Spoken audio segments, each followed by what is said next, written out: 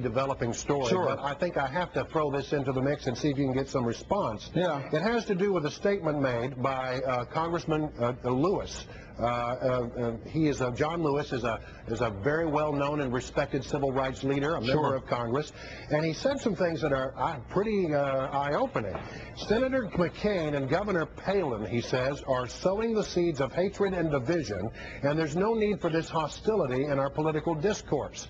Then he goes on to say, George Wallace never threw a bomb, he never fired a gun, but he created the climate and the conditions that encourage vicious attacks against innocent Americans.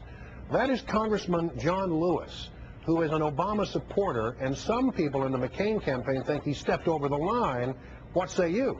Well, look, I don't want to speak for Congressman Lewis. This is the first time, by the way, Brian, that I've heard this story or heard those comments. I don't think Senator Obama would agree with those. We have seen at some of Senator McCain's rallies, we've seen some angry people this week. We've also seen Senator McCain, who's looked fairly angry about the state of his campaign. But certainly, I think Senator Obama, although I don't want to speak for Senator Obama, I want him to have a chance to respond. Well, Brad, let me just say, I don't think we would agree with those. Let me just say comments. that McCain, when he heard things that he thought were over the line, he stopped, and even though he took a lot of trouble for it, he corrected the record. Senator Obama, by the way, acknowledged that today in Philadelphia. And, after a week of this kind of character assassination and guilt by association, the crowds got riled up, and Senator McCain really did the appropriate thing last night.